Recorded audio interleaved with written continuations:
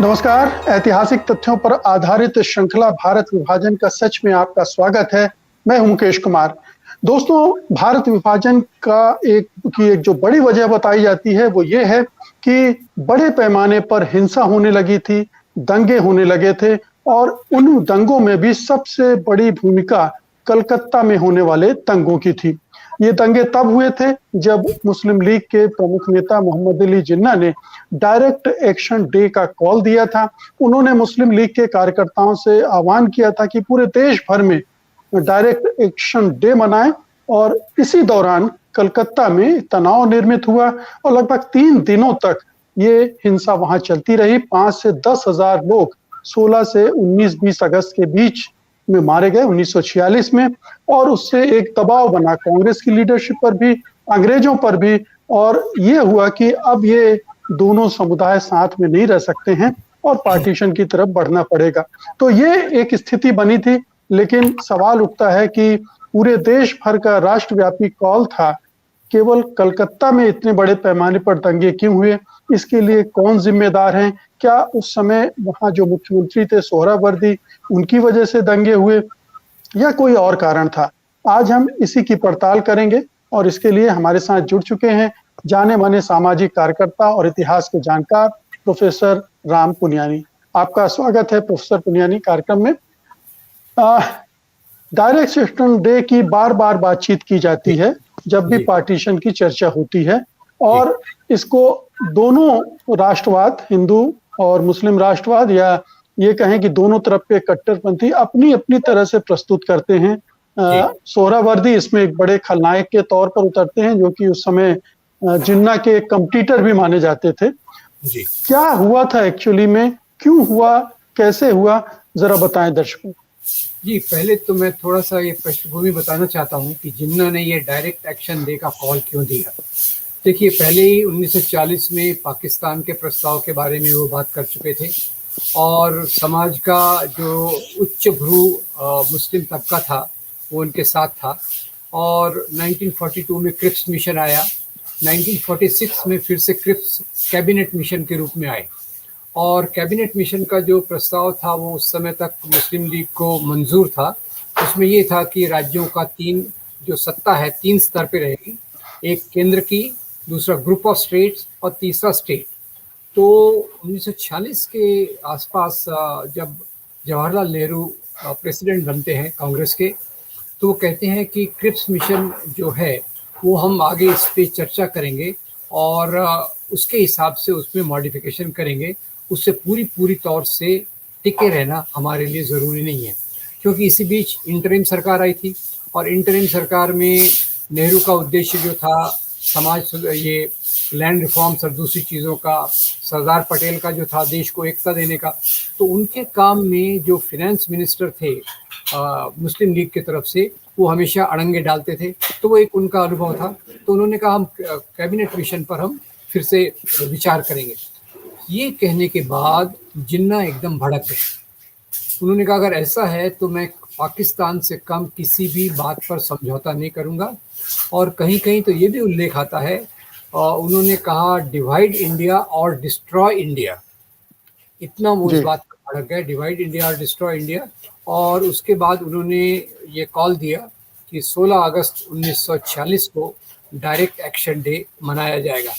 अब ये कॉल तो जिन्ना ने जो सोचा था वो ये था कि पूरे देश के जो मुस्लिम एस्टेब्लिशमेंट हैं वो इस दिन हड़ताल करेंगे, काम पे नहीं जाएंगे।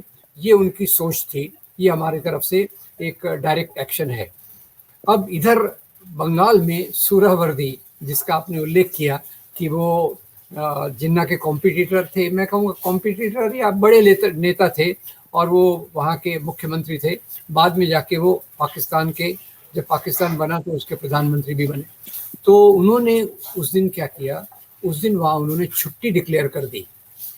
अब आप देखिए, एक तरफ से इनका कॉल है कि हम यहाँ ये डायरेक्ट एक्शन करेंगे, अपने उद्योग धंधों को बंद रखेंगे, और दूसरी तरफ से सुहरावर्दी ने उस दिन छुट्टी की घोषणा कर दी। जो छुट्टी की घोषणा के साथ क्या हुआ कि जो सब लोग थे खाली, वो सड़कों पर घूमने लग गए और ये सब चीज़ें, एक वातावरण तैयार हो गया और उस समय जो नेशन की बात थी, नेशन की बात में भी एक बहुत बड़ा लोगों में भावनाएं आती गई कि पार्टीशन की बात की, मुस्लिम नेशन, हिंदू नेशन, ये बातें भी तीव्र हो गई। और बंगाल में उस समय आप देखें तो मुस्लिम लीग का बहुत प्रभाव था, हिंदू महासभा का भी प्रभाव था, दोनों तरफ से उस प्रकार की बातचीत हुई। अब ये जी कहना काफी मुश्किल है कि किस बात के कारण दंगे ट्रिगर हुए। अब एक तो ये है कि भाई ये स्वतः स्फूर्त हुए, दूसरा है इसके पीछे कोई योजना रही होगी, तो उसके बारे में ज़्यादा सबूत अभी नहीं मिलते कि इसके पीछे क्या योजना रही होगी। पर इतना जी निश्चित है कि ये बहुत भयंकर दंगे थे, इसमें दोनों समाज के लोग मारे गए, मुस्लिम थोड़ा ज़्यादा मारे गए, उनके ब्रिटिश गज़ट के हिसाब से मुसलमानों के मारे जाने की संख्या थोड़ी ज़्यादा थी। और यहाँ से जो शुरुआत हुई उसको the week of long knives, यानी लंबी तलवारों का हफ्ता करके ऐसा उसको कहा जाता है, क्योंकि इसी के बाद फिर इसकी एक जो प्रतिक्रिया हुई, प्रतिक्रिया जो लोगों में सांप्रदायिकता छुपी हुई थी, भरी हुई थी, उसी के साथ नोआखाली में बहुत दंगे हुए और नोआखाली के दंगों में ज़्यादातर हिंदू लोग मारे गए। फिर उसी के साथ बिहार में दंगे हुए जहाँ मुस्लिम जी लोग ज़्यादा मारे गए। तो जी ये तो यहाँ पर जी यहाँ एक दो चीजें दिलचस्प हैं। एक तो ये मैं बता दूं दर्शकों को कि उस समय का जो बंगाल था उसमें मुसलमानों की तादाद बहुसंख्यक के रूप में थे, वो करीब 54% उनकी तादाद थी और हिंदू 44% थे। लेकिन जो कलकत्ता की पॉपुलेशन थी उसमें 73% हिंदू थे और बाकी मुसलमानों की आबादी थी, तो हिंदू बहुसंख्यक थे। इसलिए ये स्वाभाविक है अगर दंगों की स्थिति निर्मित होती है तो उसमें अल्पसंख्यक समुदाय ज्यादा निशाना बनेगा, जैसे नोआखाली में हिंदुओं को ज्यादा निशाना बनाया गया था। तो एक तो ये बात है, और जो दूसरी छुट्टी की बात है, सार्वजनिक छुट्टी डिक्लेयर की गई, वो भी सोहरावर्दी ने वहां के जो गवर्नर हैं उनसे कहकर छुट्टी डिक्लेयर की। और एक पक्ष ये भी कहता है कि छुट्टी डिक्लेयर करने से ये होगा कि कम लोग दुकान और ये सब खुलेंगे, जिससे कम हलचल होगी, लोग अपने घर में रहेंगे और टकराव की नौबत कम आएगी। लेकिन एक जो सभा हुई दोपहर में वहां पर, और उसमें जिस तरह से एक नेता ने बयान दिया कि झड़पों में मुस्लिम ज्यादा मारे गए हैं, और बस इसके बाद फिर जो सिलसिला शुरू हुआ तो वो थमने नहीं पाया। तो बहुत सारे इसके पक्ष हैं जो एक दूसरे को काटते हैं, और स्पष्ट रूप से जैसा आपने कहा कि ये कहना मुश्किल है कि किसने दंगे किए या करवाए, क्योंकि सोहरावर्दी के बारे में ये आता है कि वो उन्होंने अपने आदमी सारे पुलिस स्टेशन में इकट्ठे कर दिए थे हर ब्रांच में, और वो पुलिस को डायरेक्ट कर रहे थे, पुलिस को कंट्रोल कर रहे थे कि मुसलमानों को बचाया जाए या मुसलमानों को अपना काम करने दिया जाए जो दंगे से रिलेटेड है। लेकिन इसकी कोई पुष्टि नहीं होती है क्योंकि मुसलमान अल्पसंख्यक थे। जी, तो इसमें एक बात आपने बिल्कुल अच्छी जानकारी दी है, इसमें एक बात जोड़ना चाहता हूँ कि उस समय महात्मा गांधी जो थे वो बहुत निष्पक्ष तरीके से इन सब चीज़ों को देख रहे थे। तो आप जो कह रहे हैं कि सोहरावर्दी ने जो पुलिस को निर्देश दिए, गांधी उसके बारे में भी सोहरावर्दी को जिम्मेदार ठहराते हैं कि सोहरावर्दी इन दंगों के लिए उनको जिम्मेदार ठहराना चाहिए, क्योंकि वो मुख्यमंत्री थे, उनके जिस प्रकार के निर्देश थे उसके कारण ये भयंकर हिंसा का ये हुआ। तो ये तो एक तरफ बात हुई, और यहाँ से जो पूरी चीज़ें ट्रिगर हो गई, ट्रिगर मतलब एक के बाद एक घटनाएं चालू हो गई, और जो सांप्रदायिक ताकतों ने नफरत फैलाई थी दोनों समाज के कुछ तबकों के अंदर, वो उभर कर बाहर आने लग गई। और वो फिर हमने नोआखाली के दंगों में देखा, बिहार के दंगों में देखा, बाद में चलकर दिल्ली में देखा। अब यहाँ दंगे तो खैर बहुत एक खतरनाक चीज है। यानी माफ कीजिएगा, मैं आपको एक बार फिर से रोक रहा हूँ। एक तथ्य और है जिसका मैं जिक्र कर देना चाहता हूँ कि सोहरावर्दी ने फौज मंगाई थी, लेकिन अंग्रेजों ने फौज भेजने में बड़ी देरी की। यानी 16 अगस्त के बजाय वो 17 अगस्त की दोपहर तक पहुंची, और जिसकी वजह से दंगे होते रहे और हिंसा भड़कती रही और नफरत फैलती रही। तो अंग्रेजों की तरफ से भी चूक हुई, लापरवाही हुई। अब ये जानबूझकर की गई या फिर अनजाने में हुई, ये हमें पता नहीं। जी नहीं, उसमें देखिए अंग्रेजों की तरफ से ये जो इसको चूक नहीं कह सकते, क्योंकि अंग्रेज़ों को भी एक लगता था कि अगर इस प्रकार की घटनाएँ हुई, तो उनका जो खुद का इरादा था पार्टीशन करवाने का, उसमें मदद होगी। तो मैं इसको कोई भी चीज़ बिना कारण के नहीं होती, इसको मैं थोड़ा-सा मानता हूँ। जैसे भी हमने पहले चर्चा में देखा, गुजरात के दंगों के दौरान भी जनरल ज़मीरुद्दीन शाह आकर बैठे रहे, 3 दिन तक उनको डिप्लॉय नहीं किया गया, तो उसके पीछे भी एक पॉलिटिक्स होता है।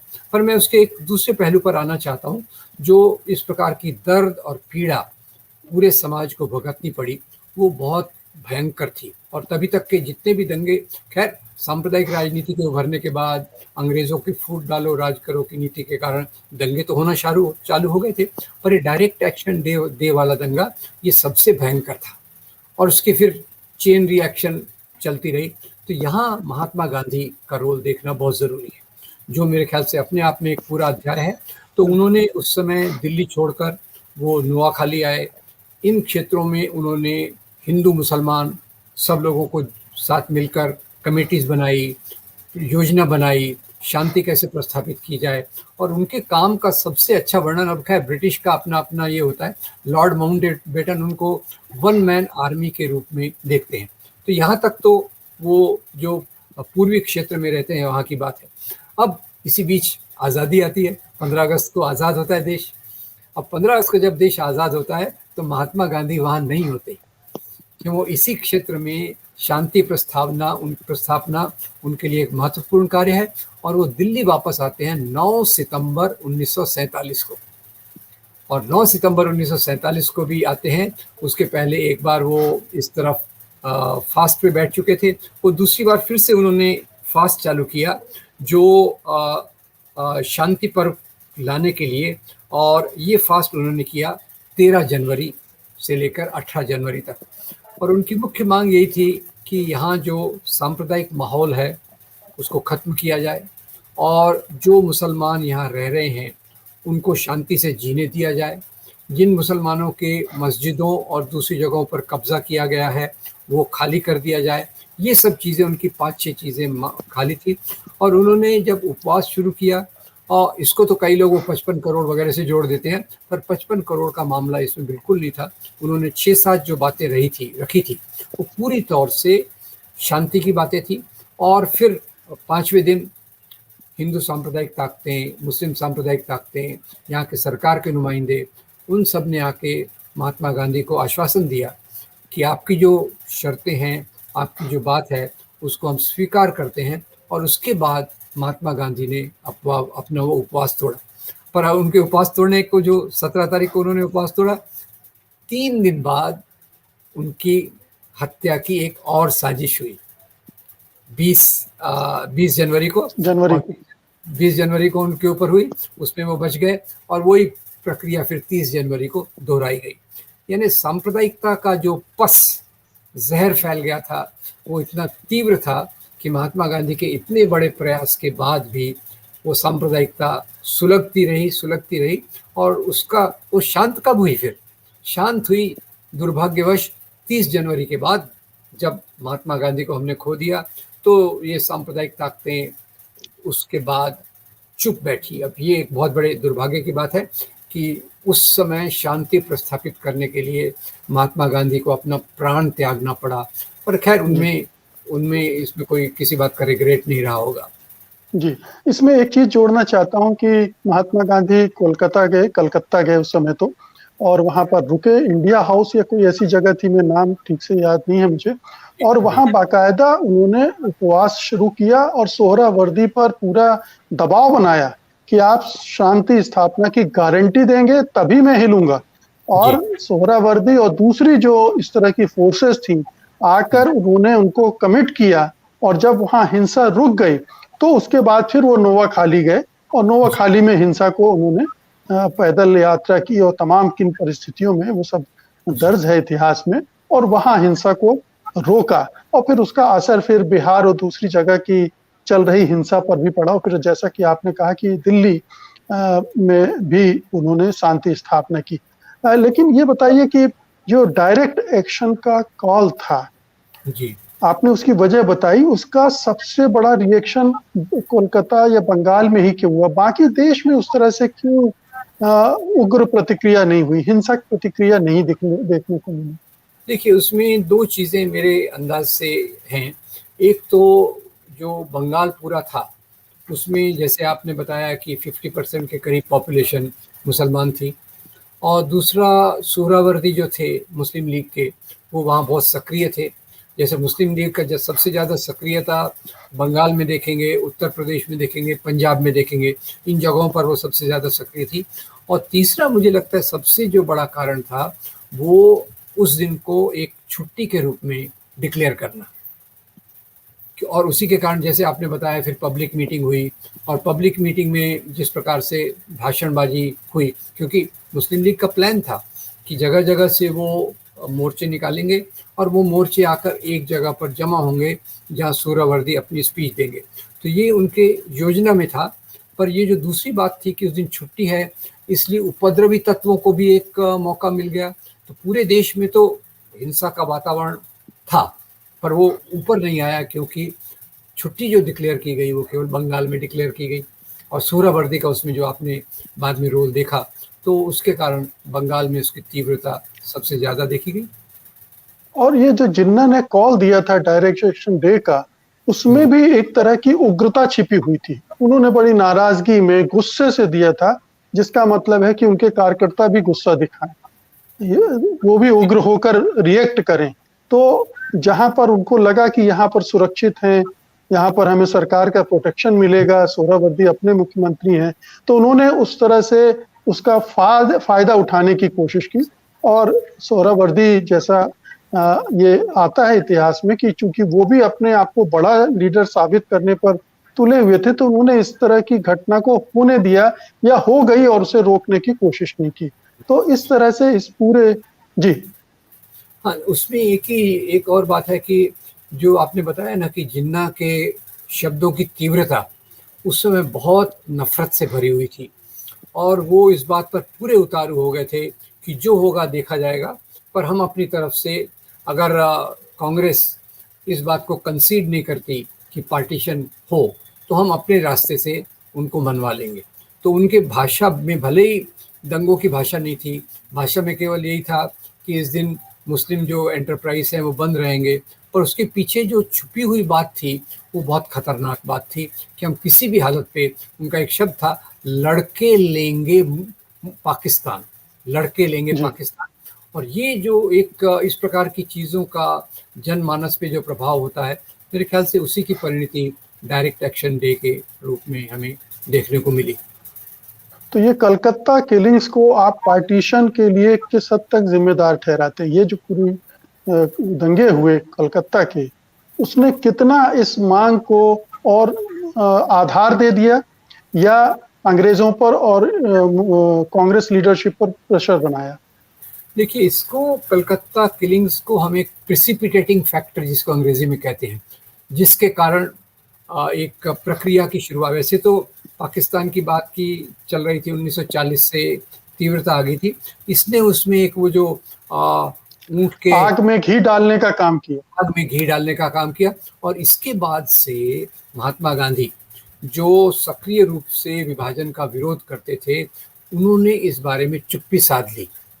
उन्होंने देखा कि भाई इतना, और नेहरू भी यही कहते थे कि इस प्रकार के अगर दंगे होंगे, सिविल वॉर होंगे, तो उसमें क्या फ़ायदा है, उसमें देश का ही नुकसान है। तो नेहरू के अंदर भी जो एक भावना थी, कहीं तो भी इसको एक मूक स्वीकृति कई बड़े कांग्रेस लीडर्स के अंदर में आई, और उसमें आप जो कहते हैं कि इसने एक प्रिसिपिटेटिंग फैक्टर का काम किया, और जो अंग्रेज़ों को चाहिए भी था, और इसीलिए शायद उन्होंने मिलिट्री को उतनी जल्दी आने की इजाज़त नहीं दी, नहीं तो दंगे पहले ही रुक जाते थे।